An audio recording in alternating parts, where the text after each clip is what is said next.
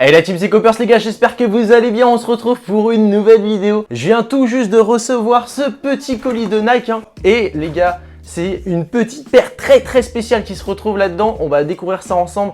J'espère que vous allez kiffer. D'ailleurs, dans ma dernière vidéo, les gars, j'ai vu que vous avez bombardé les commentaires. Je vous remercie pour votre soutien, les gars. Je vois que vous kiffez de plus en plus mon contenu et le fait que je sois de plus en plus à l'aise devant la caméra, j'essaie d'être le plus dynamique possible pour que ça soit plus cool à regarder pour vous. Et voilà, je vois que ça fait le taf et que j'ai de très bons retours, donc je vous remercie pour ça. Et d'ailleurs, les gars, j'en profite pour vous inviter à vous abonner si vous me découvrez via cette vidéo. Activez la cloche et puis likez, commentez, partagez, les gars, vous connaissez la chanson. Sans plus attendre, les gars, on va commencer déjà par l'histoire de la paire. C'est parti, let's go!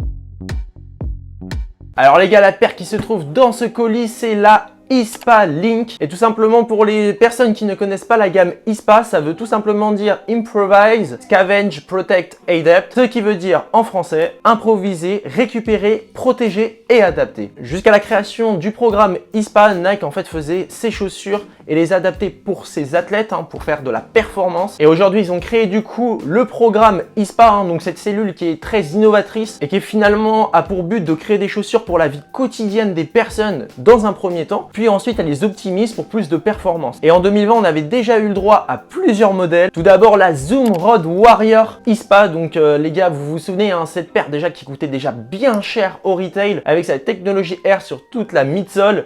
Et puis vraiment aussi avec ce côté ressort, donc c'était une paire voilà, qui était très innovatrice et avant-gardiste. Moi j'ai trouvé la paire vraiment intéressante. Après le côté coupé au niveau de l'orteil sur la toe box, ça c'est un truc dont je suis pas fan, donc elle m'avait pas vraiment hypé. On avait aussi eu droit à une Overreact qui était pas trop mal, mais c'est vrai qu'en plus il y en avait une qui était la Overreact FK Sandal si je me trompe pas. Et de voilà une forme de sandale, c'était assez spécial, donc sur cette paire j'étais assez mitigé. Et on avait aussi eu le droit à une petite Flow 2020, donc pour le coup c'est celle qui avait le plus de flow je pense, avec voilà une shape assez sympa qui finalement ciblait plus le grand public. Voilà, la shape était vraiment plus commune à ce que l'on connaît actuellement et franchement la paire était pas si mal, sauf peut-être le upper avec voilà ce côté tissu au-dessus qui était un peu spécial, un peu comme la Air Force One Mid Off-White qui est sortie récemment. Et donc c'est peut-être ce qui a manqué à cette paire pour que je la clique. Après clairement c'est pas le genre de paire que je porterais en lifestyle. Mais bon, si vous arrivez à rocker ça les gars, vous êtes des monstres. Comme je vous le disais, ces modèles sont faits vraiment pour le confort à la base, pour le confort de tous les jours,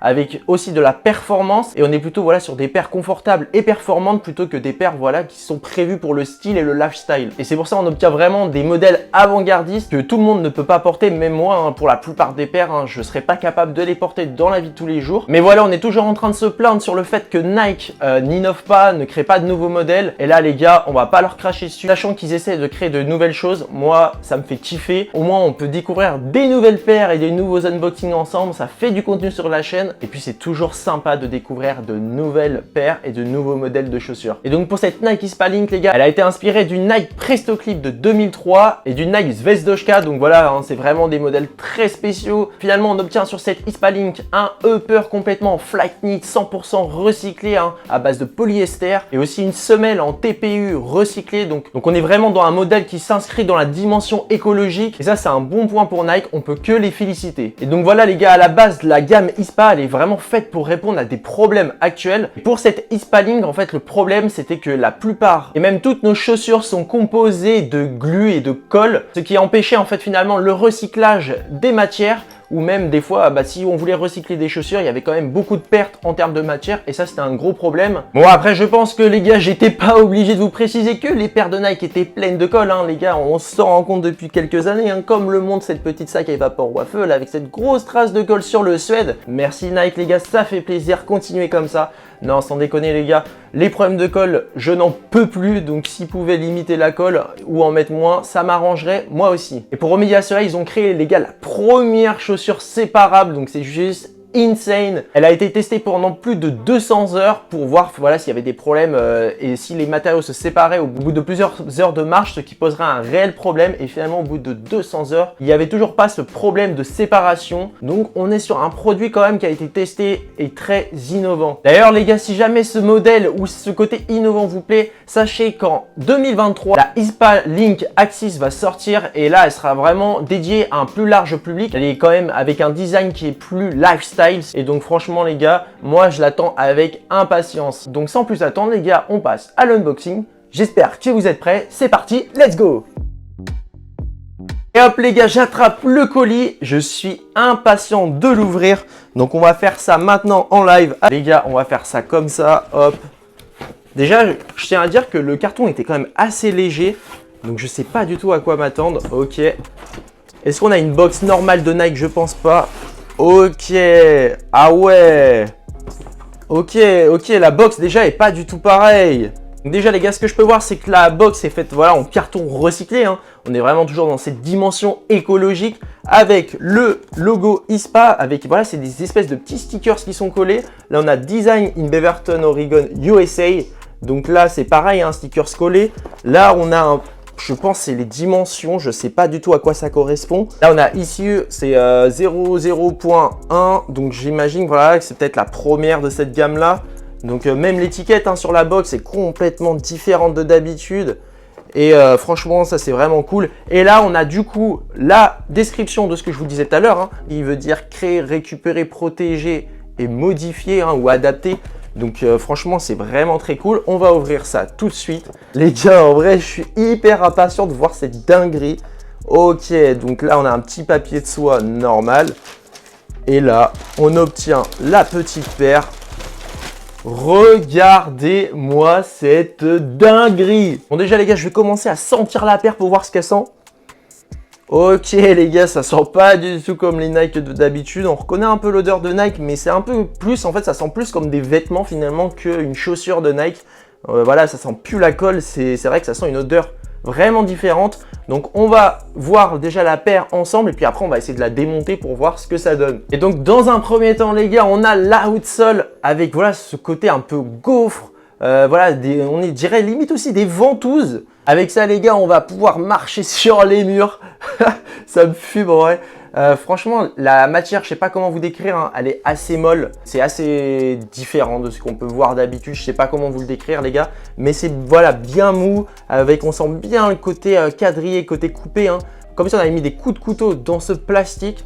Donc je pense que voilà, ça donne une meilleure adhérence. On obtient aussi sur la outsole, parmi ces petits empiècements voilà, en TPU, on a le côté voilà, du tissu, hein, de la chaussette qui vient envelopper cette semelle. Donc cette chaussette forme aussi l'entièreté du upper. C'est du Flyknit recyclé. Ça a l'air d'être de bonne qualité les gars. On a ensuite sur le heel tab un empiècement voilà, en daim. Donc un daim gris. Hein. D'ailleurs les gars, j'en profite pour vous dire, je pense que c'est la plus belle parmi ce modèle-ci en coloris, parce qu'on avait d'autres coloris. Hein. Un noir avec une espèce de jaune, du bordeaux avec du jaune je crois. Enfin voilà, des coloris pas très beau, celui-ci passe plutôt bien.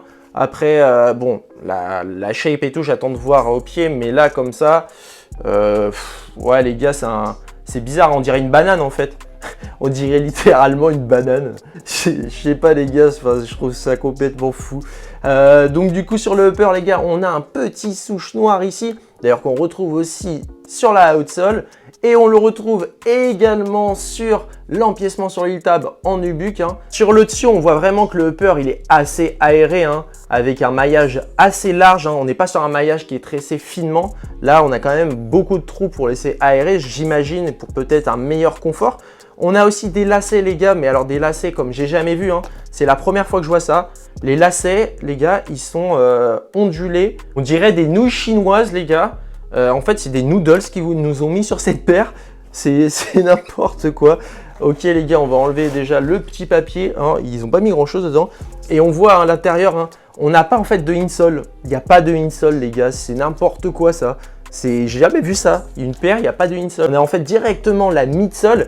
Et je pense, voilà, c'est pour ce côté un col glue, comme je vous disais, qu'ils ne mettent vraiment nulle part. On a aussi, voilà, ce petit empiècement en tissu, tige qui parcourt la paire, hein, qu'on retrouve jusqu'à la languette. Avec sur la languette écrit ISPA avec le petit souche.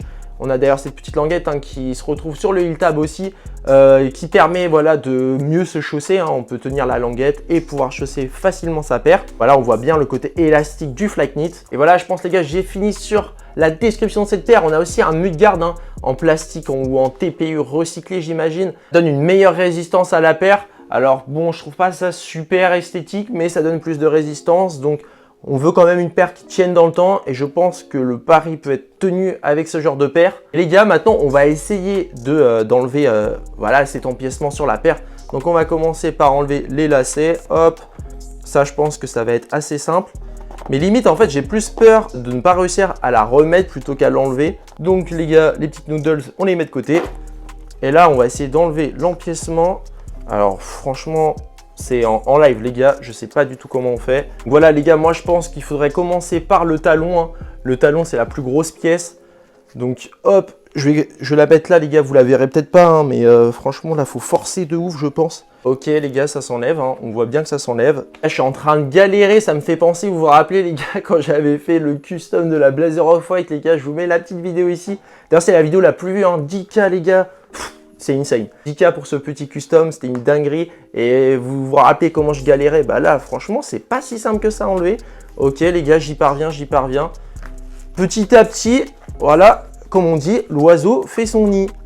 Donc, hop, j'essaye d'enlever ça. Mais en fait, c'est une galère, hein. C'est pas facile à enlever, je vois pas comment je vais réussir à remettre ça en place les gars. De toute façon, je vous dirai, hein, si j'arrive pas à le remettre en place, si je la renvoie chez Nike, je la renvoie pas mise. Hein. Clairement, je vais pas me faire chier.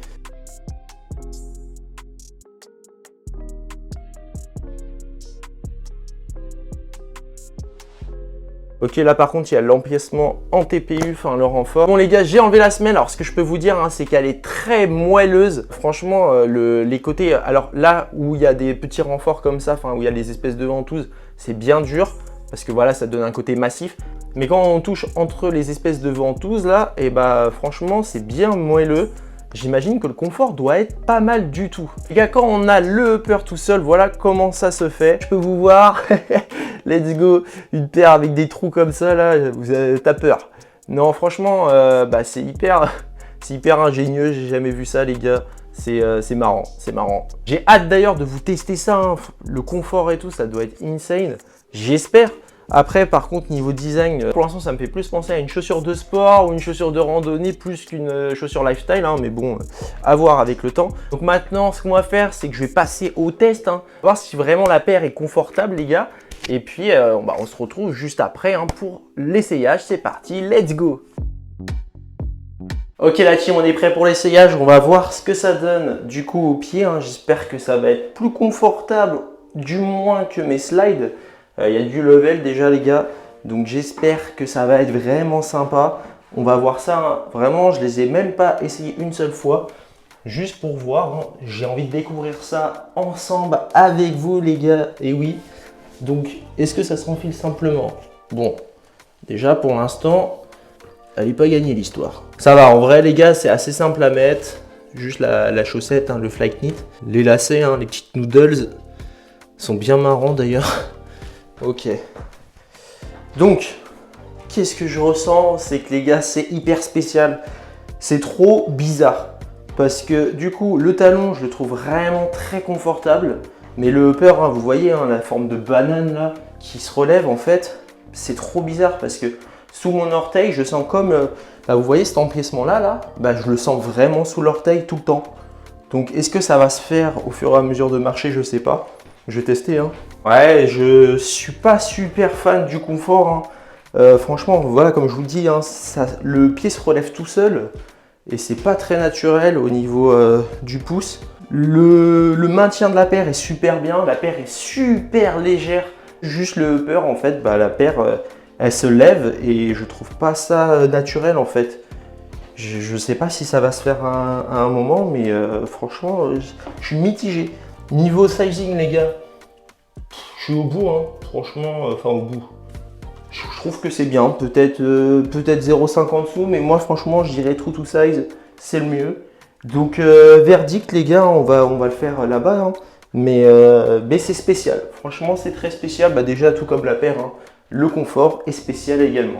Bon, finalement, on se retrouve après l'essayage de cette nouvelle Ispa Link. Et ce qu'on peut dire, c'est que vraiment la paire est très spéciale. Finalement, en fait, l'arrière de la paire, la légèreté, je la trouve très confortable. Et en fait, le devant de la paire, au niveau de la toe box et le fait que voilà cet empiècement, en fait, la toe box se lève, plus cet empiècement que l'on sent sur le pouce, je trouve pas ça vraiment confortable. J'ai fait quelques pas après avoir éteint la vidéo. J'ai vraiment essayé de sentir la paire, voir si ça allait changer. Et je ne pense pas, du coup, pour moi, ça sera pas un oui. Alors il y a des choses très innovantes sur la paire, hein. C'est vraiment un grand pas en avant que fait Nike avec cette petite ISPA Link. Mais voilà, moi j'ai pas non plus été conquis par le confort, ni d'ailleurs par le design, hein. La paire est quand même très spéciale. Je me vois pas porter ça en lifestyle comme je vous le disais. Et puis voilà, le confort n'est pas non plus ce que j'attendais de cette paire. Je m'attendais à un confort quand même beaucoup plus optimal que ça. Et donc voilà la team, dites-moi ce que vous pensez de cette petite paire, hein. Dites-moi si vous la trouvez sympa, si voilà les points positifs, les points négatifs pour vous de la paire. Donc avant de se quitter, si vous avez kiffé la vidéo et le concept, je vous invite à vous abonner, liker, commenter, partager et activer la cloche, c'est hyper important. Et sur ce les gars, je vais vous souhaiter une bonne semaine, hein, une bonne semaine de vacances pour ceux qui le sont déjà. Profitez-en bien, on se retrouve lundi prochain, ciao ciao la team.